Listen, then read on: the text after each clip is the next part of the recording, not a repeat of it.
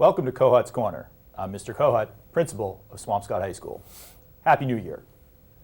One of the features of our show has been to introduce new staff to our community. And keeping up with that tradition, I would like to welcome our two guests to today's episode, Mr. Dickenson and Mr. Natoli. Welcome to Kohut's Corner. Thanks. Mr. Dickenson, tell us a little bit about yourself and how you arrived here as a teacher at SHS. Sure. Yeah, I was originally here as a student back from 2000 to 2004. From there, Class of 04? Class of 2004. Okay. Yeah, back at the old high school, Yep. now the middle school. And then from there I went on to UMass Amherst and studied physics. And had a great experience here, had a really good group of physics and math teachers, and thought, I kind of wanted to go back and do that.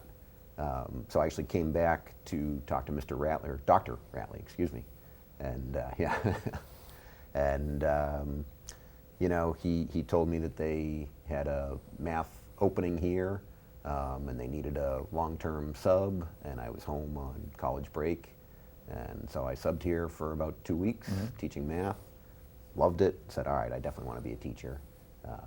And then graduated college and got a job for a few years teaching in Marblehead. We won't hold that against you. Yeah, sorry. There was no opening here at the time. Then again, got a heads up from Dr. Ratley that you guys were having an opening this year, and jumped on that and packed my bags and came home. And happy to be back at Swampscott High. Welcome. Thank you. So, do you have a particular favorite sort of concept or lesson that you've taught over the years?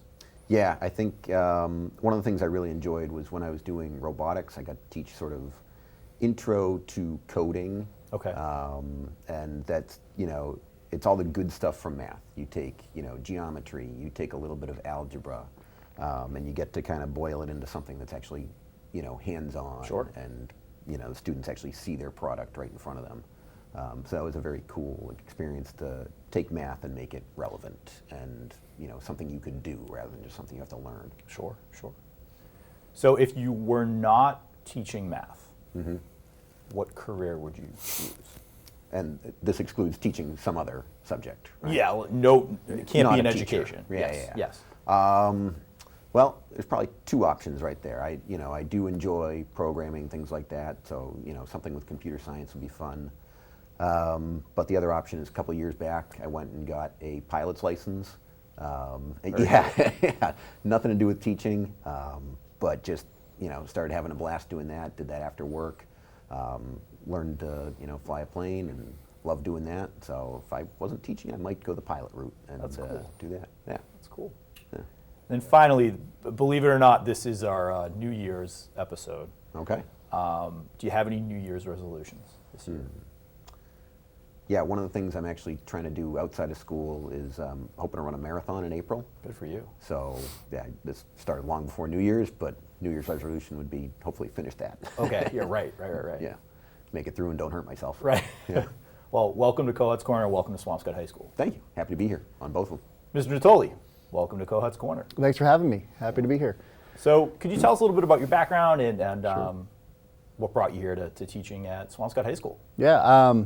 So growing up, I grew up with a family of educators. So naturally, I didn't want to go into teaching. I didn't think I was going to go that route. I went to school. I'm from New Hampshire. Went to school for industrial design, product design specifically. After college, I traveled a little bit, did some design work, worked with some architects. Realized that teaching was the route I wanted to go. It actually allowed me to blend some of my interests and passions together. I like woodworking, I like design, I like working with kids, and teaching seemed the natural route. So I ended up working in Cambridge for a number of years at a special education school. I taught specifically woodworking. I was a teacher consulate there for 4 or 5 years. And then I went on to public school. I taught middle school STEM or tech ed in a few different districts.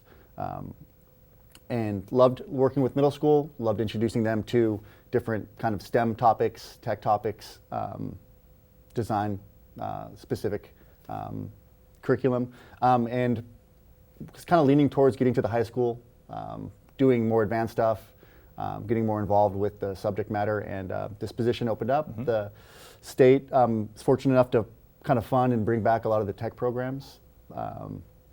Advanced manufacturing is specifically what I teach and what we're building at Swampscott High. So this is my first year. I'm happy to be here and kind of build up the program. Yeah. And we're happy to have you. Yeah. So in terms of, similar to a question that I asked Mr. Dickenson, so is there a particular like unit, lesson, or concept that you are super excited about that's your favorite to teach? You know, I feel really fortunate to teach what I teach. I love my subject matter. I like learning, but I learn by doing. I kind of teach the way I learn. When I was a student, I did my best when I was able to move around and figure out things as I go. So I just enjoy, because what I teach allows students to kind of explore, figure out things, make mistakes. I enjoy it because a lot of the time students haven't been exposed to this subject matter. So just watching the students come in with little to no knowledge about maybe the machinery or how to design or create things, and just watching them kind of start with something that they didn't think was possible and kind of work their way through to have a final product, kind of to piggyback off what Mr. Dickenson was saying. It's great to see them have a final product at the end of it and kind of watch them kind of grow as they build that. So no specific lesson necessarily. I surf, I still skate. I'm getting older, but I still skate, and I like watching. I used to build skateboards with students, and some are building skateboards now. So I guess if I had to pick, I like surf design, and I still like building skateboards. So when we can tie that into what we're doing, it's always a treat. That's cool. And did the kids who build those, will they actually ride them and skate them? Oh, that's awesome. So really I've done that before in previous school settings and done some camps where we make skateboards. But yeah, the idea is that they build them and they're fully functional. That's the goal. That's cool. I kind of have a sense of what you're going to say, but I always ask this question of new teachers when I have them on the program. If you had another career, non-education, so not teaching, what would that career be? What would you choose? What would I do if I wasn't teaching?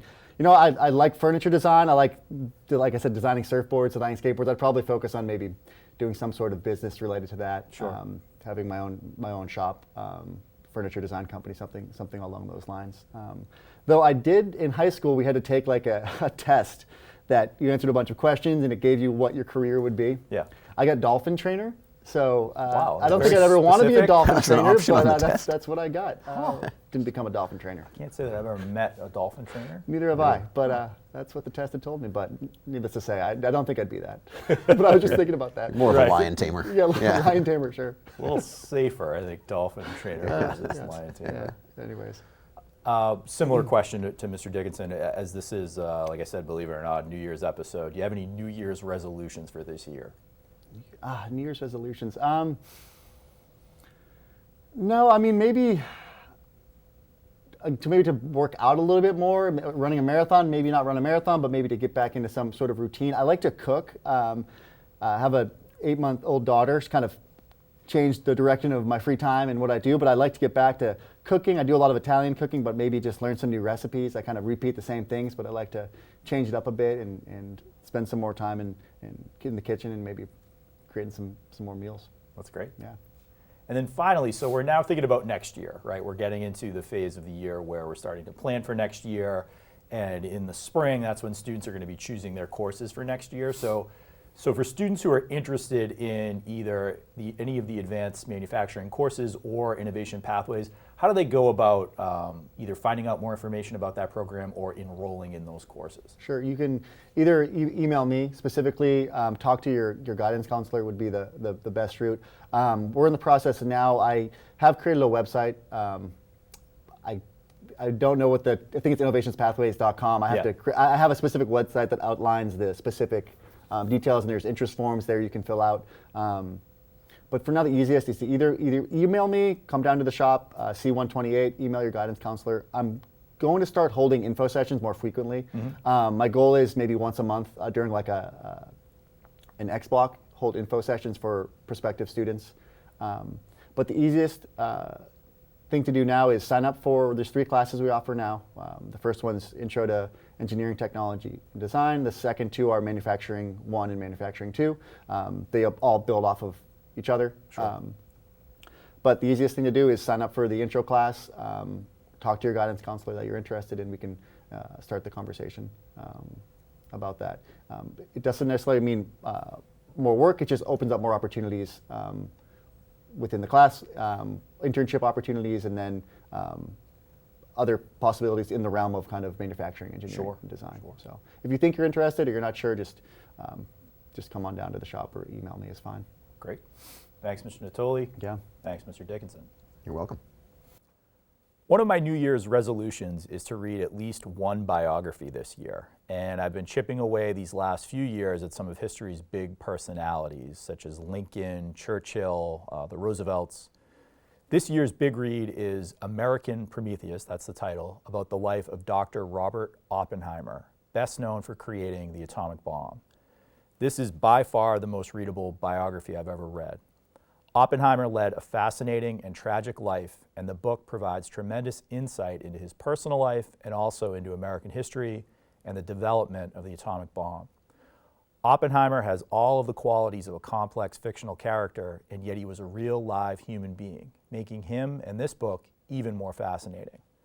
I'm also hearing that American Prometheus is being adapted by one of my favorite directors, Christopher Nolan, into a feature film starring Cillian Murphy as Robert Oppenheimer. And I highly recommend this book. Thanks for joining us, and I'll see you on the next Kohut's Corner.